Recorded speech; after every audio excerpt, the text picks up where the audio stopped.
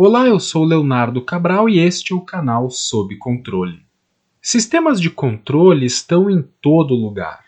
Você já deve ter ouvido isso em alguma aula, palestra ou vídeo sobre a área de controle. Mas será mesmo? Então vamos lá. Se esse é o caso, me responde uma coisa: qual o sistema de controle mais perto de você nesse exato momento?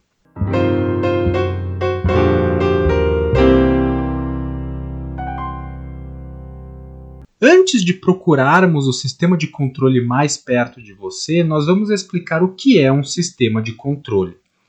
Uma boa forma de fazer isso é em termos desse diagrama de blocos. E para exemplificar, vamos pensar em um forno. Quem sabe você tem até um deles perto de você nesse momento, não é? Primeiro nós temos um bloco que é a planta, o processo cujo comportamento nós queremos controlar. No exemplo, a planta seria o próprio forno. Por comportamento, nos referimos aos sinais que saem dessa planta, que recebem o nome de variáveis controladas, já que são as variáveis que queremos controlar. A variável controlada em um forno é, obviamente, a temperatura. Só que para atrapalhar a nossa vida, a planta e as variáveis controladas são afetadas por sinais externos que estão fora do nosso controle e que, por isso, recebem o nome de perturbações. Uma perturbação comum em fornos é alguém abrindo a sua porta, algo que faz a temperatura cair abruptamente. O sinal de saída do processo precisa ser conhecido. Logo, precisamos medi-lo de alguma forma, e é aí que entra o papel do sensor. É importante saber que muitas vezes o sensor muda a natureza do sinal. Por exemplo, o sensor de temperatura do forno pode ter como saída uma tensão elétrica, que é um sinal de natureza diferente do sinal original de temperatura. Ao sinal de saída do sensor, nós damos o nome de sinal realimentado, porque note que ele está sendo alimentado de volta lá para o início da nossa representação de blocos. Esse sinal realimentado é comparado com um sinal chamado de set point ou referência. A referência nada mais é do que o que nós gostaríamos que fosse o sinal de saída da planta, lá no fim do nosso diagrama. No caso do forno, a referência seria a temperatura desejada dentro dele. A diferença entre o sinal de referência e o sinal realimentado é chamado de erro. Se eles forem muito diferentes, o erro é grande. Se eles não forem tão diferentes assim, o erro é pequeno. Já se os dois forem exatamente iguais, então o erro é zero. A informação do erro é enviada para um bloco chamado de controlador. Ele é responsável por analisar o erro e determinar o que deve ser feito para que sua magnitude diminua. Talvez, se o nosso forno estiver com a temperatura menor do que a referência, nós podemos aumentar a potência para elevar a temperatura. Cabe ao controlador decidir o que fazer, afinal, ele é o cérebro do nosso sistema de controle. O sinal que sai do controlador recebe o criativo nome de sinal de controle, mas às vezes é chamado de variável manipulada. Mas esse sinal ainda não está pronto para entrar na planta, ele precisa passar por um atuador.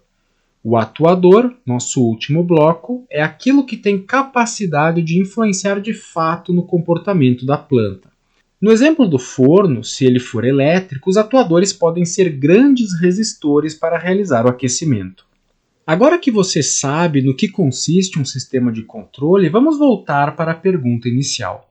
Qual o sistema de controle mais próximo de você? É nesse momento que você para o que está fazendo e olha ao redor procurando uma resposta. Mas, no fim, a resposta está dentro de você. É claro, existem vários sistemas de controle dentro de nós para manter uma condição chamada de homeostase. Essa palavra bonita, derivada do grego, se refere à característica dos organismos vivos de manter um certo equilíbrio necessário para a manutenção da vida. Por exemplo, seu nível de oxigenação no sangue, seu nível de glicose, sua pressão arterial, seu ritmo cardíaco, tudo isso é controlado o tempo todo, 24 horas por dia dentro de você. Ok, mas se existem tantos sistemas de controle assim dentro de você, qual desses está mais perto de você? O que faz de você você? Essa é uma pergunta filosófica, mas importante para chegarmos na nossa resposta. Afinal, seu pâncreas tem um sistema de controle da glicose, mas dificilmente você definiria que é o seu pâncreas que faz de você você. O mesmo não acontece com o cérebro. Ok, um transplante de cérebro ainda é ficção científica e não sabemos com exatidão a influência de tal procedimento na identidade de uma pessoa. Entretanto, é uma conjectura razoável achar que se o seu corpo recebesse outro cérebro, você não seria mais você. Então, assumindo que talvez seja classificada como uma abordagem materialista da vida, é o seu cérebro que faz de você você. Certo, então agora só precisamos achar o sistema de controle mais perto do cérebro, ou melhor ainda, um que esteja dentro dele, lá no meio, no hipotálamo. O hipotálamo controla várias funções que são involuntárias, como a sede, a fome e muitas outras. Mas como nós mencionamos temperatura antes, vamos falar do controle da temperatura do seu corpo. Para você viver, o seu corpo precisa manter uma temperatura regulada. Apesar disso, vários fatores podem perturbar essa regulação. Alguns desses fatores podem ser a temperatura do ambiente em que você se encontra ou o nível de exercício físico que você está fazendo. Tudo isso afeta a saída desse sistema, que é a sua temperatura corporal. Como mencionamos antes, todo sinal para ser medido precisa de um sensor. No caso do seu corpo, parte da medição de temperatura acontece em células especializadas na pele. Essas células vão converter a temperatura em sinais elétricos que são enviados pelo sistema nervoso até o seu cérebro. Lá, esses sinais são comparados com a referência do sistema, que é gerada pelo hipotálamo e normalmente é de 37 graus Celsius. Com a informação do erro, isto é, da diferença entre a temperatura atual do corpo e a referência, o hipotálamo decide o que fazer. Se o erro for significativo, a decisão pode ser duas: aquecer seu corpo caso ele esteja muito frio ou resfriá-lo caso esteja muito quente. Independente da situação, o hipotálamo se comunicará com os atuadores através de impulsos elétricos do sistema nervoso.